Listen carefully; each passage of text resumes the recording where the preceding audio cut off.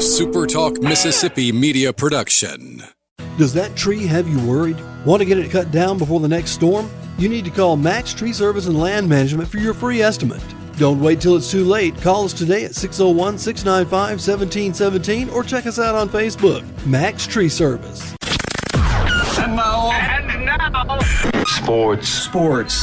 Get ready, sports fans. It's time for Chasing Foul Balls on SuperTalk Pike County 93.5 and streaming worldwide on the SuperTalk Mississippi app and on your Amazon Alexa devices. Chasing Foul Balls, your weekly source for all the sports news and interviews important to Southwest Mississippi. Chasing Foul Balls is presented by First Bank. And now, here's your host, Robbie Hamilton. Well, good Friday morning, everybody. Welcome to Chasing Foul Balls. We're here on SuperTalk 93.5. Glad to have you along with us. Good show this morning. Michael Borkey, the co-host of Sports Talk Mississippi and host of Rebel Report podcast, will be with us, as will Jack Edmonson, the head baseball coach out at Southwest Community College. A lot of things going on with the baseball team. We'll find out from Jack as he joins us.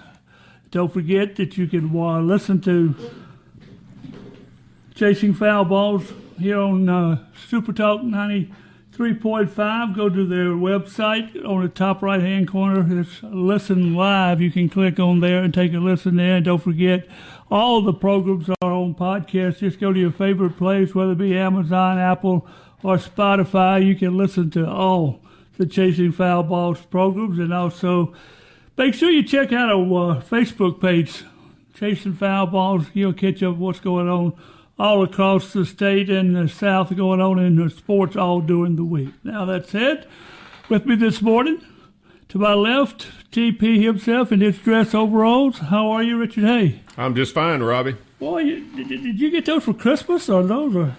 No, I didn't get this Christmas, but I got them for a Christmas several years ago. He looking good in the neighborhood. And I haven't worn them very much at the farms. I ain't got dookie spots all over. That's what I'm talking about. You looking good in the neighborhood, man. To my right, Young Gun joins us again this week. Wes Nunry, how are you, sir? Top of the morning, everybody. Good to be back. Glad to have you back with us. Told some folks I felt like Dave Hughes. Oh, my gosh. Getting the sports talk together this morning. All of it was, I don't know how to describe it. It was strange stuff to talk about. But let's start with one place before we get to the strange stuff. Number one, now we have what they call general managers of college sports teams. I don't know what that used to be, but now it's the title of general manager. Richard, if you were the general manager of Mississippi State football, would you put your team together with high school recruits, or would you put your team together with 23-year-old portal folks? How would you build the Mississippi State football team? Robbie, I would probably, more than likely, I would lean to probably 2/3 of my team having some experience, whether that's they were in the program and they've stayed a year or two, they've developed. And then I'd get the transfer portal. I mean, there's enough good players out there, as we've just seen this past year, that given the opportunity. And then you just try to recruit the highest level of high school kids that you could get to come in, knowing that if you bring in a really good one and he sits behind somebody at running back or wide receiver, more than likely he's transferring. But the days of just building, every year with a group of high school kids that are going to be there 3 or 4 years, those days are over with. Wes, we'll make you the general manager of Southern Miss. You building your team with 18-year-old high school kids or 23-year-old portal kids? Well, first off, Robbie, there's so many titles in coaching staffs these days. It's not just general manager. You got chief of staff. You've got director of player personnel. You've got director of high school recruiting. I don't know what anybody's doing anymore. Talking about the Saints. Yeah, but anyway, sound like a lot of folks getting money. Is what it sounds like to me. Go ahead. Indeed. I'm sorry. In our position at Southern Miss, we don't have as much money as our brethren in the SEC do. So the best way for us to build it is probably try to pick up on those high school guys mostly that slip through the cracks where everybody else is fighting over paying the portal players.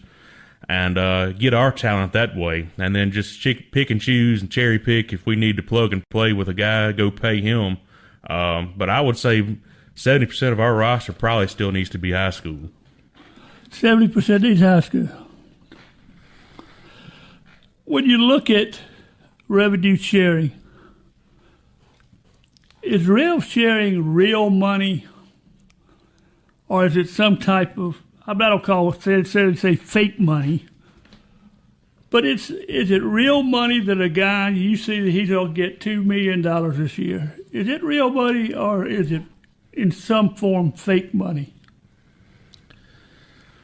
Because when I asked that, you hear all the stories now that he said, well, he's getting $2 million a year. Well, you find out he's getting $100,000 from rail share and he's getting $150,000 from NIL. But he has all the clauses. He's getting all the rest of the money. If he's all SEC, he gets another $250,000.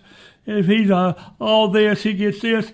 But what they have done, you hear them talk, the schools are insuring those investments. In other words, if I offer you $250,000 to be all SEC linemen, they'll go buy an insurance policy for $250,000 to cover that in case you happen to win it.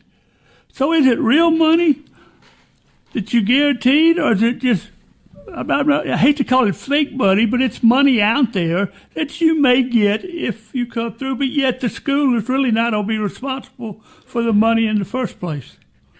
I'll say this business class we did not learn at the Harvard of the South. This was over our head in Hattiesburg. But I figured the Harvard of the South was the starter for this. Robbie, I honestly don't understand. I still don't understand how NIL collectives and revenue share. I don't understand how all this is going to play together in the sandbox. It's got to be real money at some point. But I don't know. Richard? Well, it's like you said. Where does it come from, and who does it go to? If you put the $20 million in, and you say, well, you got to give volleyball so much, you got to give softball so much, you got to give this one so much, but football's going to get the majority of it. Yeah, you don't put so much in front of those; they'll get so little, right. But they'll go. And then you bring in the NIL. Well, that changes the dynamic. Because now you got, okay, I can offer you $500,000. Okay, and I put a clause in there, just like you said, that covers me. So really, you're not really you're paying on an insurance claim, like we always say, you got to have it, but you hope you never need to use it. Okay, well, if the guy performs at the level you saying, well, that should help our team. And you do that in the right positions 2 or 3 times. Next thing you know, maybe you have that team that goes from, in 2 years, goes from 1 in whatever they were to the national championship. I don't know. The dynamics of how that's going to have to be put together, and is being put together, is why they hire general managers and business administrations. And just to clarify, the only business class I had was here at Southwest. And when I got to Mississippi State, we didn't talk about business. We talked about cows. You mean you didn't even take agribusiness at State? Y'all didn't learn how to count cows? Well, it was it was intertwined. It was intertwined in the dairy classes. Well, this is 2, this is 3. I'm going to let you off, Richard. If they didn't teach this type of business at the Harvard of the South, why did they teach it? I'm glad you said that, not me. I felt like Dave Hughes putting together what we were going to talk about this morning. This is so stupid, but you got to bring it up. Trey Lamar, the representative out of North Mississippi, as we hear about every 3 or 4 years, he brings up the bright idea that we need to consolidate community colleges, and Coleman and Southwest are 2 of them that need to be consolidated. Richard, what in the world? Why do you even bring this up? You know it's not going anywhere. Well, Robbie, a lot of people go fishing, and they throw a hook out there in the water, hoping that something jumps on it. I mean, a lot of folks will jump on it. Now, the thing is, you got to bait the hook. You just throw it out there. More than likely, you're not going to catch anything. That's kind of the way I look at this. Politicians are wonderful about throwing stuff out there or throwing it towards the wall and seeing what'll stick, knowing that the blowback's going to come from the areas that it's going to come from, and the blowback's going to go to everybody else but him. Exactly. You know, Exactly. It'll be all the other senators and the House of Representatives, folks who don't get all the calls and the emails and the letters and all the threatening stuff. So they'll have to come out and say they're against it just to hold on to their position. What do you say, Wes? I understand where the idea comes from, because we are a state and with our population that has a lot of state-funded institutions. I get that. But this isn't the way to go about it. And I find it even more interesting the schools that are mentioned are the schools that are not mentioned without getting too deep. We'll just leave it at that. But You mean to tell me they don't consolidate Gulf Coast and Pearl River? I mean, or Pearl River and Jones, or, you know, I mean. What about Northeast and Itawamba? Yeah. Yeah, northeast and northwest. Just have it north. Yeah, just have it north. Yeah, just have it north. Yeah. No, you know why? Because he's from that area. From there. I hate to even bring this up, but, you know, if you go to Facebook over the last couple of days, that's just about all it's been. Everybody coming out against it. The second thing that comes up, guys, we have just about wore out college football between NIL and rev share. So what do? We throw a darn bill out there that says, let's put NIL in high school. That's what we need to do in Mississippi. Wes, how foolish can you be to look at what it's done to college and now say, I want to put that in high schools? Yeah, throwing big money around the minors, that's a brilliant idea. That's going to end wonderfully. And up to $10,000. You know, you can get up to $10,000 cash from your NIL deal. Anything over that has to go into a pool that you can't get till you're 18 years old. But $10,000? At the same time, we're talking about universal school choice. Mm-hmm. You think about that. Universal school choice and NIL for athletes. You know what I'd have done with $10,000 as a high school kid? It would not have been pretty. I'm fixing to say. We'd have been in more trouble than we did get in. Right. He could have gone from Pabst Blue Ribbon to Budweiser. What he could have done. Coors Banquet. We'd have stepped it up. Yeah, big he time. could have upgraded. One thing for sure, I wouldn't have got to 10,000. I don't know. They throw money around in a strange way. No, you never saw me play. You could have bought you a new pair of overalls. I could have done that. That's about what they'd have probably given me. Well, I reckon let's go final question.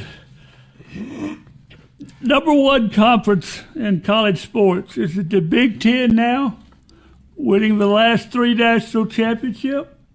Or is it the SEC, was when the final poll came out with 5 of the top 10 schools in the poll? Which is the dominant conference now, the Big Ten or the SEC? Now, we're talking strictly football only. Strictly football. Okay. I still think it has to be the SEC. I mean, the fierceness in the Southeastern Conference is way more than the Big Ten. To me, it'll always be the SEC.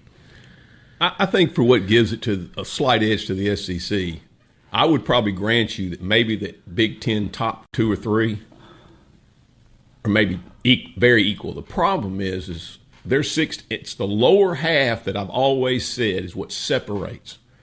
Just because Arkansas might be 3-8, you travel to Razorback Stadium, as we've seen this year, teams that were highly ranked sometimes got it handed to them, and that's the difference. You're not going to go to. Let me see. How many times has Purdue upset Ohio State? When was the last time that Maryland, beat Penn State? Now, they might have beat them this year, but I'm just trying to make some analogies about the bottom half don't ever beat. But in the SEC, it happens just about every weekend, and they might not beat them, but they play them very close. And look at my Dogs. How many times did they say, well, he was close? We went toe-to-toe with every top team. We couldn't finish the deal, but we were there. Now, you can argue all the other stuff too, but I think that's what gives the best conference. But you won 3 in a row. You can toot your horn pretty loud. Getting close, though, Richard, is like horseshoes and hanging eggs, or how far you get on your first date. It really don't make that much difference. You're right. We'll come back. Here's a guy that can tell us all about what we've been talking about. If you don't believe it, we'll just ask him. Michael Borkey from Sports Talk. Nick.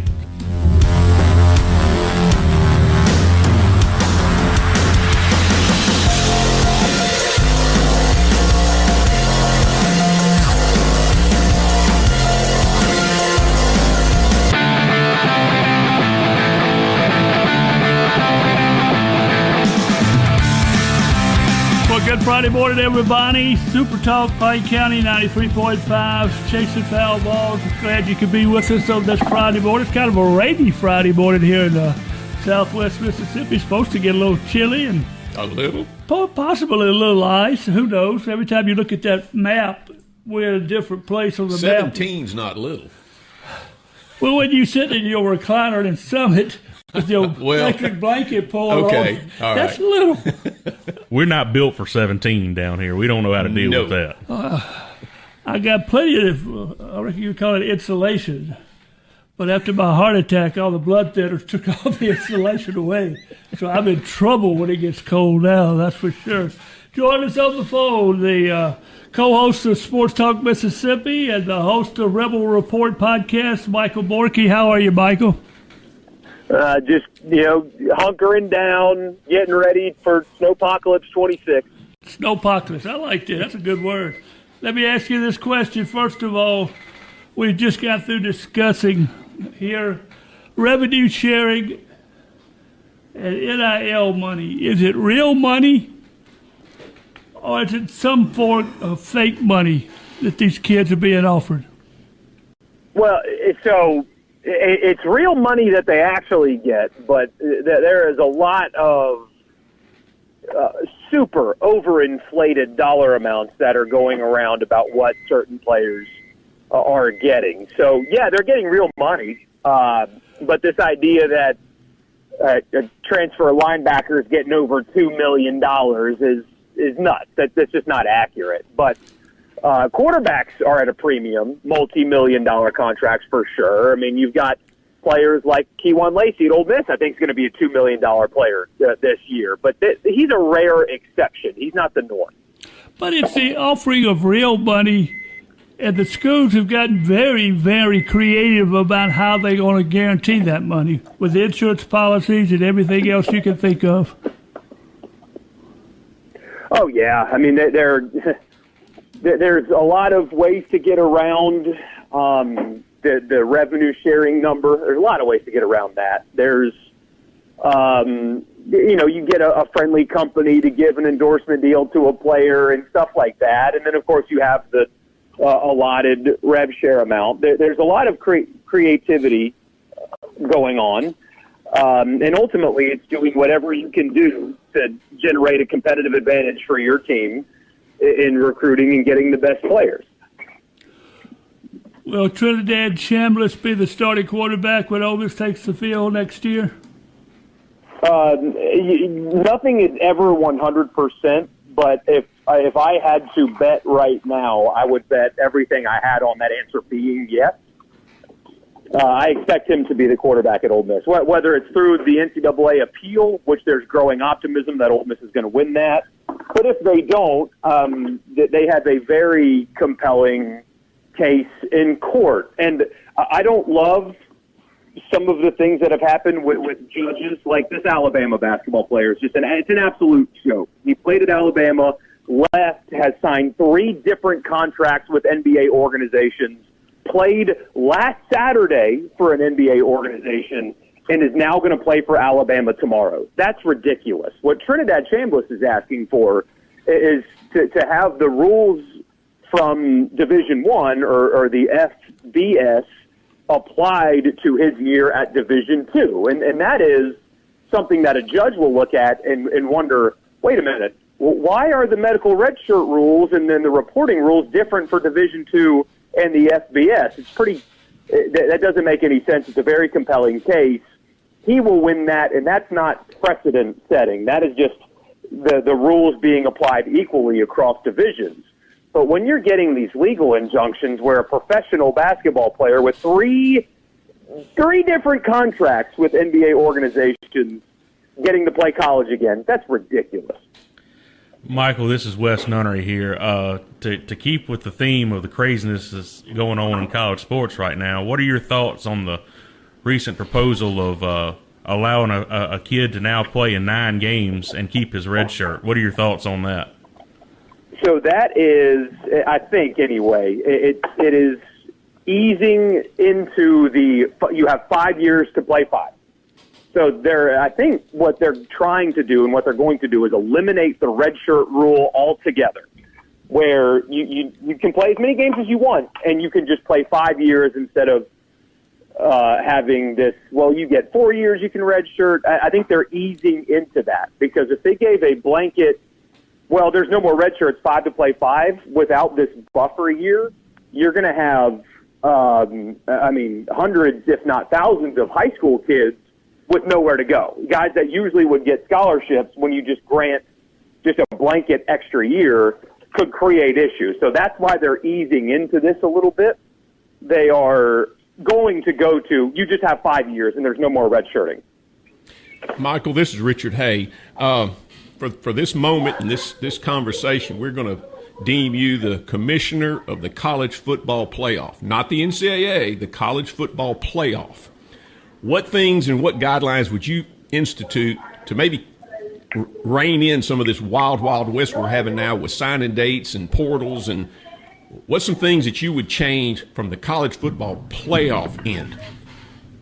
Well, what has to happen, because you can't implement rules without the people that you're enforcing these rules on having a say. That is what they're running into, is the NCAA, in effect, was violating American antitrust law. They were restricting the earning potential and movement of legal adults without them having input. When you guys, get a job, you have a conversation with your employer about salary and time off and insurance and stuff like that. College athletes are not given that opportunity. They have no say whatsoever in what their structure is. It's just, here it is. And that's why the NCAA loses in court so much. It's because, hey, you're trying to restrict legal adults without their say. And so the first thing you have to do is institute collective bargaining. That's how the NFL, the NBA, et cetera, has rules. That's why you can't tamper in the NFL. That's why you have enforceable contracts, because you sit down and collectively bargain with your athletes. That's what they need to do. That's the only thing that they can do to implement real restrictions, rules, caps, things like that. And so that's what has to be done. And they're hanging on to this idea that they're still amateurs and stuff like that. They're begging Congress for help. They need to collectively bargain. And I know it's easier said than done, but you want to keep losing in court, or do you want to have rules again? Well, if you want rules, collectively bargain with at least the football players. And get some structure back, because you can't enforce any rules here. Michael, are you telling me that college football is basically pro football without guidelines? See, that's what, it's funny you say it that way, because that's exactly what it is. People keep saying college sports is professional sports now. No, it is so much worse than professional sports, because when you draft a player, you have him on your team for 4 years, and if you draft a first-round pick, you get a team option for 5th. If you sign a free agent, he is under contract for the contract that you signed. If you have a coach, like Sean Payton retired from the Saints, but he had multiple years left on his contract, and so when the Broncos went to hire Sean Payton, they had to give the Saints a first-round pick to hire him. So pro sports has structure. Yes, they get paid. They get paid a lot of money, and it's very corporate and all that. But they have rules. And if you get caught circumventing those rules, you get in big trouble. And so with college, you can brag about circumventing the rules, and nothing can be done to you. Michael, to transition a little bit to Ole Miss, more specifically, some interesting staff news broke this week that Todd Cooley, who's the winningest head coach in Delta State history, mind you, is resigning his post at Delta State to join Pete's staff at Ole Miss. What's your thoughts on that? And I might have missed it, but what exactly will his role be on Pete's staff? So his role will be assistant to the head coach. So if you guys are Office fans, that might make you laugh, because there's assistant manager and there's assistant to the manager. But also his role will be heavily focused on high school relations as well. And he's beneficial for a lot of reasons. You guys know this. I mean, he's an exceptional football coach. And Pete Golding, while, I mean, he worked for Saban for half a decade, he was under Tiff, and he's seen a lot of winning, and he's built for this and prepared for this. But he's only been a head coach for 3 games. And so now you look at his staff. You've got a former NFL head coach in Joe Judge. You have a former Group of 5 head coach at UTSA in Frank Wilson. And now you've got a historically good Division II coach on your staff. And that's impressive for a guy that has no experience to, very publicly admit, hey, I need to surround myself with people that have done this. Because they've got input and they've seen things and done things that I haven't yet. So he'll be very valuable there. And if you've ever had the chance to talk to him, I mean that guy in dealing with high school relations is going to be a killer in a good way for Ole Miss. So there's only good that can come from him being on your staff. Michael, this is Richard Hay once again. Let's shift gears a little bit. The Ole Miss Rebel basketball team's been on a pretty good run. I know they had a tough night the other night, but their next 2 or 3 games could, if they could take care of business, do you think it would set them up for possibly being in the talk for a tournament bid? Obviously, what they do in the tournament. Where do you think Ole Miss basketball is at this setting with the 3 games? I think it is they got coming up. Yeah, I mean they've got to start stacking some wins. A huge blown opportunity with Auburn the other night. When you get such poor effort from your bigs and you get out-rebounded like that, just kind of bullied on your home floor, it's a shame that they put out that kind of performance considering they kind of played themselves back into interesting basketball. I mean, they got Kentucky tomorrow, and maybe Rupp won't be as raucous. It's a 10 a.m. start Central, and you've got the weather that'll impact things. So that, and then Vanderbilt next week. They've got to win one of these next 2. If they don't, I mean, it's on to baseball season. The schedule gets tougher.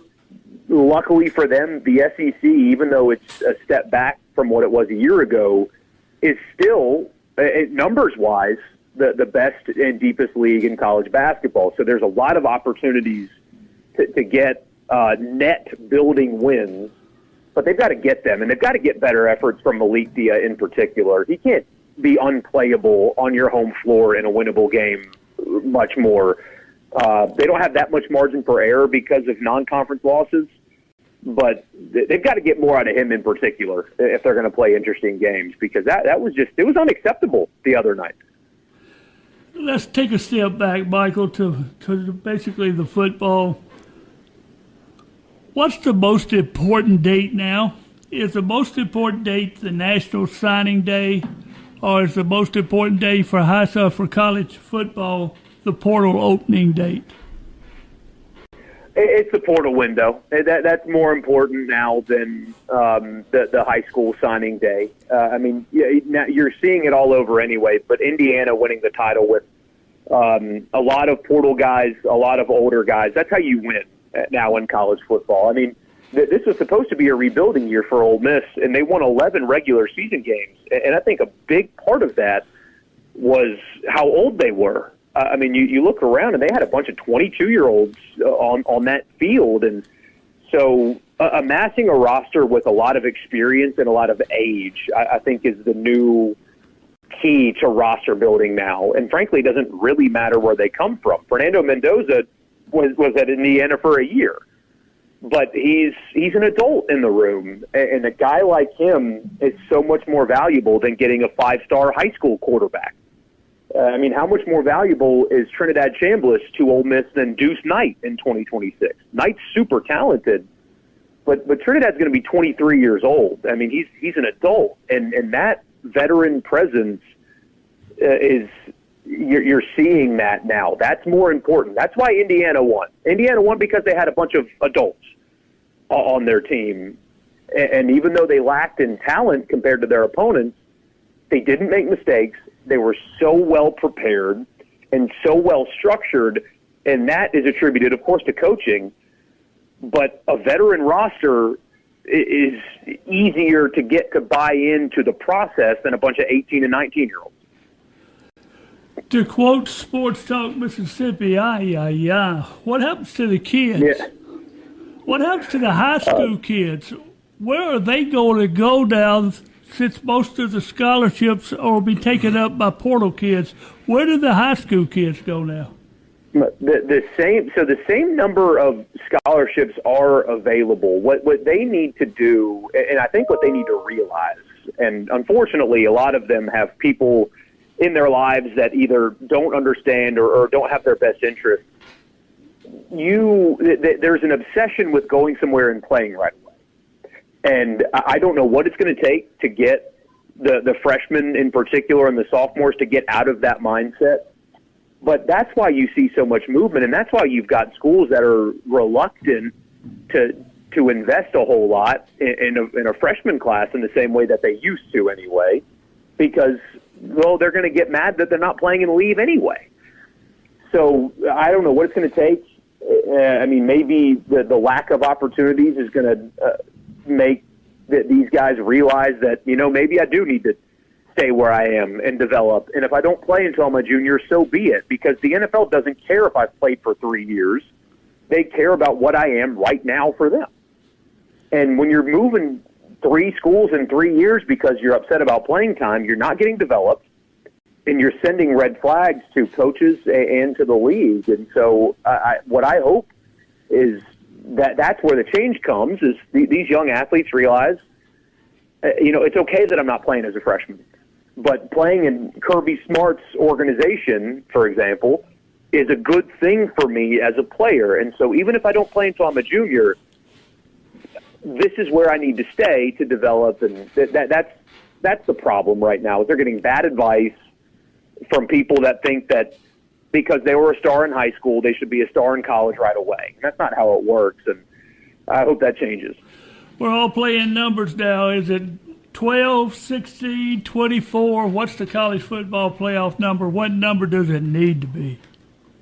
I'm fine with 12, honestly. I think 12 is a perfectly round number, and it works, and you're not missing a team, I don't think, that could win a championship. As we've learned the last couple of years, the 14 was not enough, because your champion, even though this year was Indiana, right, but your championship featured the number 10 seed. Ohio State last year would not have made a 14 playoff, and they were clearly the best team in the sport last year. So 12 is a good round number. If they go to 16, the only way I'm okay with it is if they play all of the first 2 rounds on campus.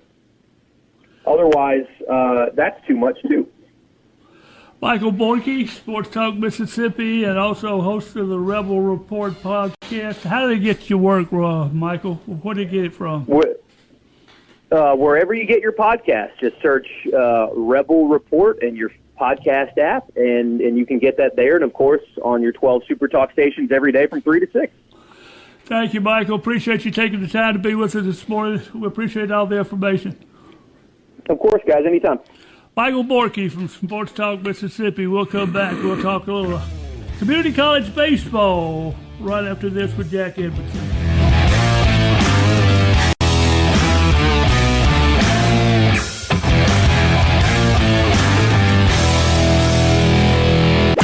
Sports. And now sports. You're listening to Chasing Foul Balls on SuperTalk Pike County 93.5 and streaming everywhere on the SuperTalk Mississippi app. Chasing Foul Balls is presented by First Bank and brought to you by Guy's Pharmacy. Now back to Chasing Foul Balls on SuperTalk Pike County 93.5. Thanks to Michael Borkey for joining us this morning. Boy, you caught us up on what's going on. Thank you for taking his time to be with us. Before we move on, community college basketball last night. Not good news. Southwest men, the only winner last night. They defeated East Central 76-56. Southwest men now 9-10 overall, but they're 3-0 in conference play. They host Mississippi Delta Monday out at the basketball center. Their women lost last night 68-48 to East Central. The women are 5-11 overall, 1-2 in division play. Colin made the trip to Itawamba, lucky them. Men lost 79-55. The men are 10-7 overall, 3-1 in division. They host Kahoma Monday up at Colin, and the women, they're now 10-5, 2-2. They lost 66-45 last night to Itawamba. Glad that was them making the trip back from Itawamba last night. I can tell all by I'm the gonna say. comment that you didn't miss the trip to Itawamba and Northeast. I missed the chance to go up there and visit with my buddies. Then I missed the bus trip up there and back, and the beautiful pizza that you would have got on the way home. Not some at all. Sorry, Coach. Not some at all. Join us, the head baseball coach at Southwest, Jack Edmonson. Good morning, Jack. How are you? Good morning, guys. I appreciate y'all having me on. Really looking forward to this segment this morning. First off, tonight you have your first pitch banquet. Tell us about it. We do. This is a really cool event for our program. It is 100% about showcasing our players and our program to the community. We'll start the night with a meal.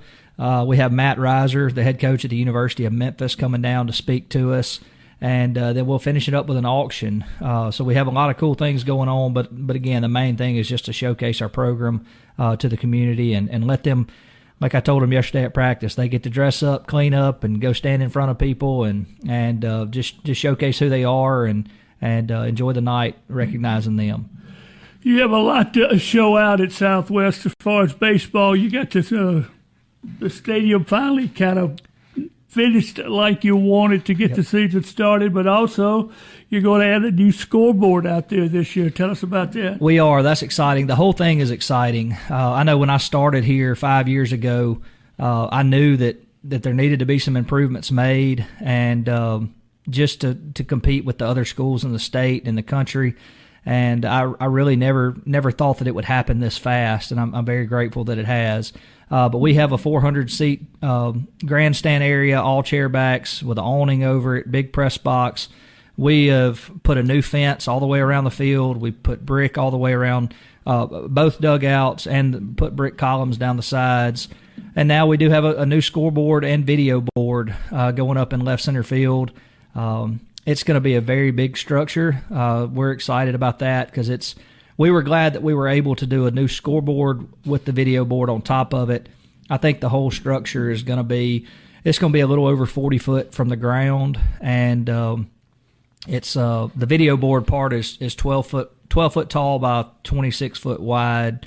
So it's going to be a big old TV out there in left center, and the scoreboard is going to be right under it. I was talking to some guys yesterday, and Dr. Tom Evans, and I told him that we were going to have a radar gun on the scoreboard now, and he said old Sammy Clark was going to be excited about that, and said he had wanted that for years. So we're glad to be able to do that, and that's going to kind of close in that left center part of our park, just to kind of close it in, make it feel like one whole baseball stadium. And our existing scoreboard that we have in right, we're gonna cover that with a banner, and not locked down yet on what we're putting on that, but we'll have that in the next few weeks. But it's going to look really different than it did 5 years ago, and it's going to look a lot different than it did in 1999 or whenever the stadium was built. So we're excited about it. Our players take a lot of pride in it, and they're excited to play in it too. Coach Edmonson, I can tell it's getting ready to be baseball season because we're getting ready to have some weather in the teens, and we're within probably 2 or 3 weeks of getting. And you're probably already ready for fall practice, and you got to get out there, and so that's how we know it's close. That's right, and we'll deal with that. Talk about and you probably as well as anybody in the JUCO coaching see roster turnover every year. Right. First question is, how much does what goes on at the upper level affect you? And then how does this year's team look compared to sophomores, freshmen, and that makeup? All right. Yeah. The real answer for us at Southwest is that the 4-year level, the turnover there hasn't affected us a whole lot. We want to get high school players, and we want to get them in our program and help them develop for 2 years. That's our goal. Now, do we take a transfer player every once in a while? Yes. We have the guy that's going to play second base for us, Justin Damiano. He transferred from Southeastern last year at Christmas. He's a big-time player for us. We have Drew Swan that transferred in from East Central, which is another 2-year school at Christmas this year. Those are the only 2 transfers we've had, I think, maybe in my 5 years here. So I really like getting guys in our program getting to develop them with the values that we have, and that I think that's important for us and where our program is and helping our program grow.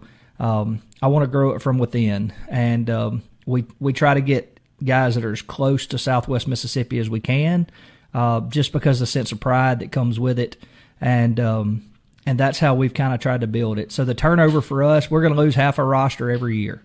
Freshmen are going to turn into sophomores are going to leave, and then we're going to get high school guys in. So we're close to 50% every year turnover, and I don't know any different. I think this is my 16th year in JUCO. That's the only level I've coached at. That's the only level I care to coach at. So I'm used to losing 50% of them every year, and that's every year we sit there and we question, man, how are we going to replace so-and-so? How are we going to replace so-and-so? We always replace them. And how is your breakdown? You still try to get about half pitchers or thereabout, and then position players, and maybe some paper play dual positions. But in this day and time, and in this league especially, and I say it to everybody out there listening, if you want to see high-level college baseball, you can watch our JUCO league. Absolutely, you can. So we can have 35 players on our roster. This spring we'll have 33 is what we'll have, and we start with a little more than that. We start with about 38 in the fall. Every year we take a couple extra players because every year there's a player that decides he would rather go to Mississippi State after Christmas. There's a player that decides that he would rather follow his girlfriend to wherever. There's a player that just wants to go fishing. So it seems like October 1st every year we lose a guy. So as soon as bow season opens, we're going to lose a guy. So that's the nature of the beast. But that's why we take a few extra. But we're at 33 this year. I think we have 19 pitchers that we'll use this spring. And a couple of those, I think three of those are dual guys that play a position too. So we have to have a bunch of arms. And today's baseball, it's not, are you going to get a pitcher hurt, but when are they going to get hurt and how many? Because I was talking about this with somebody yesterday. Everybody wants to throw hard. Everybody wants to have the best stuff. Our guys they turn on the TV and see LSU, Mississippi State, Southern Miss. They see those guys throwing 95 miles an hour. They're not going to be okay throwing 88. They're going to do what they can do to throw to 95 because they want to play at those places. And, we have some technology at Southwest that we're able to help develop that. And, our 4 starters that we're fixing to run out, they're all 6'6", and they're 88 to 94. And none of them were that when we signed them, but they put in a lot of work, and we've helped them develop into guys that are 2 of them have already signed Division I. The other 2 will next year. I can't see any world where they wouldn't. And they've made huge strides, and all the way through our pitching staff is like that. We've got a lot of velocity. We got a lot of power stuff, power breaking balls, and that's kind of the world that we're in now. The one thing you've added that goes along with the scoreboard is a system called TrackMan that helps you develop your pitchers and your players. How does that work? It's beautiful. I wish I could tell you exactly how it works. It's way smarter than I am. But it's TrackMan. We were the first school in the state to have it, the first junior college in the state to have it. It's got a pretty good price tag on it, but I think it's worth it. And when I got here 5 years ago, we sat and talked about what can we add that other people are not doing in our league. What can give us an advantage? And the technology is something that we took and ran with. So the TrackMan, it tells what the pitcher's metrics are as far as spin rate, which is the one that everybody hears about mostly, induced vertical break, horizontal break, vertical approach angle, a whole list of things. There's probably 20 different metrics that you can get from the pitcher side. And then also it reads the hitter stuff. So it reads how the exit velocity, the launch angle, bearing of the ball off the bat, how it's spinning, a million different things. It seems like that you can go down a bunch of rabbit holes, but we kind of condense it for our players and try not to overwhelm them with it because most of them don't know what it is. Heck, I didn't know what it was a couple years ago, but I've done a lot of research. Our staff has done a lot of research so we can take that information and use it. And the bottom line is what we do. It's bigger. It's a bigger tool for our pitchers than it is anybody. But what we try to do is we try to find outliers in what our pitchers do, and we show them how that benefits them, and we try to pitch to their strengths. So we do some pitch shape stuff to where we try to if a breaking ball is not spinning it the right way, we think we can make it harder or make it spin better.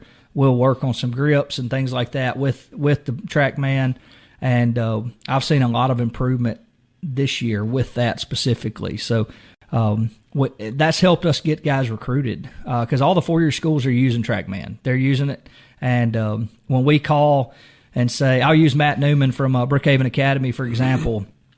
Matt had UCL surgery out of high school, didn't throw a ton of strikes in high school, came to us.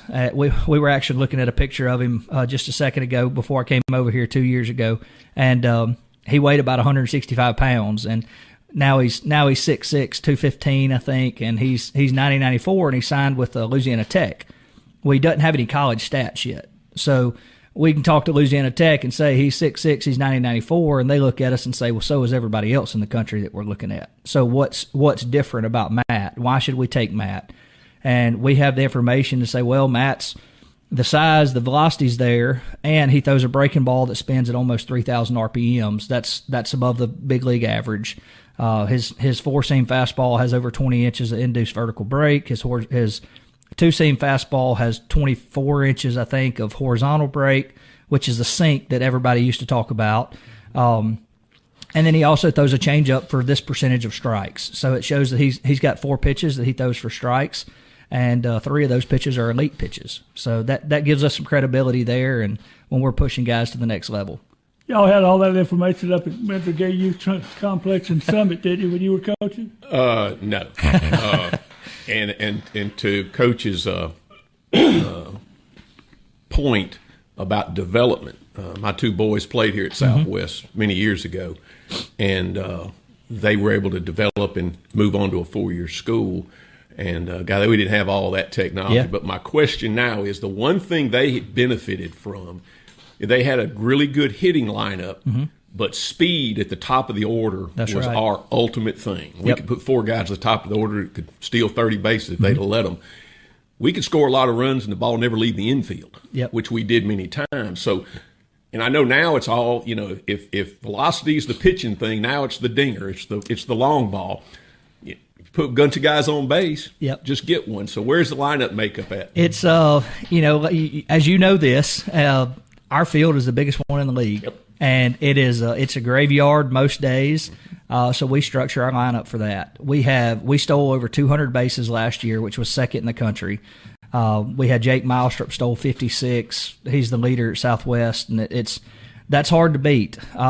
We have Tanner Moore at the top of our lineup this year. He's a kid from Pearl that he's one of the most elite base runners I've ever coached. And that's saying that with what Jake Milestrup did last year, I think Tanner is just as good as he is at running the bases. Our first 3 in the lineup, Cam Bolden, our out-of-state shortstop from Shaw, Archbishop Shaw, he stole 30 bases last year. He's returning. Our 3-hole hitter is Justin Damiano. He was actually signed by Matt Reiser at Southeastern, which if you know Reiser and how he runs his offense, he's always talking about stuck on green. And so Damiano is a very good base runner. He's a guy that's going to be able to steal and run a bunch of bases. J.D. Hidalgo is a guy that's going to hit several home runs for us, I think. He's from Catholic New Iberia, state champion in football and baseball. And he's going to be able to hit the ball over the fence and steal bases. And then Tristan Haynes is a kid from Biloxi that we have in the 9-hole that's got the chance to steal 30 bags too. So we build it like that. We want speed. We want speed, defense, and pitching. And we hope our speed turns into extra base hits. But we will have Robbie Hokamps, our catcher. He'll hit in the 4-hole. He's got a chance to hit 5 to 10 home runs this year. So we'll have a good mix there, I think. But our offense definitely revolves around speed. One more time. First pitch banquet tonight. How about can you still get tickets? Yes, you can. It's at 6:00 tonight in our cafeteria here on campus. If you want to come to that, there's still seating available. You just come to the door. You can pay at the door. It's $40 per person, and we'll start at 6:00 with our meal. Season starts. It starts Thursday. Wow. A week from yesterday. We go down to Nichols and play a 9-inning game. So talking about practice and this stuff this weekend. So we're packing it in, but I know our guys are tired of playing each other. I don't know if we're ready to play anybody else, but we're tired of playing each other. First home game. First home game is February the 6th, and then we play on the 7th also. We'll play a doubleheader on the 6th and then a single game on the 7th. Jack Edmonson, the head baseball coach at Southwest Mississippi Community College, thanks for taking the time to come be with us this morning. Thanks, guys. Well, we end up this Friday morning. Next week, guys, Stafford Sheridan will join us. You know the name? Sounds familiar, but I can't. Stafford is the guy that wrote the book Meat and Three, and he's also the best, what would you call it? The best, how am I put this? The best gas station food expert around. Okay, yeah. He's an eater, just like us. He does all the work with the different gas stations. But he did. I think he did a show from the Moose Store in Liberty one time. Oh, yeah, he's been around. Yeah. Anyway, Stafford will join us next Friday morning. Stay with us, Ed. That'll do us for this Friday. Thanks for being with us. Stay warm. We'll see you next Friday morning right here on SuperTalk Pike County. I just found my baby and I want to get a chance to hold her. So don't turn out the lights, the party ain't over.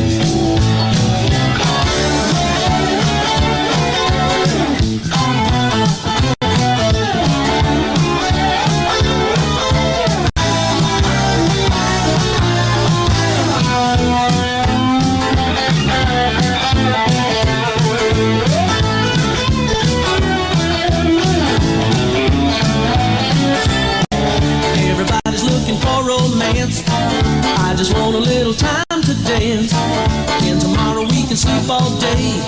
Before tonight we'll let the music play. You remember how it used to be? I love the way that you would dance with me, rocking and rolling till the clock unwinds, and then we'd holler out one more time. Don't turn out the lights, the party ain't over. Well, the band just started to play my favorite song. I just found my baby and I want to get a chance to hold her. So don't turn out the lights, the party ain't over. I said don't turn out the lights, don't turn out those lights, don't turn out the lights, the party ain't over. A SuperTalk Mississippi media production.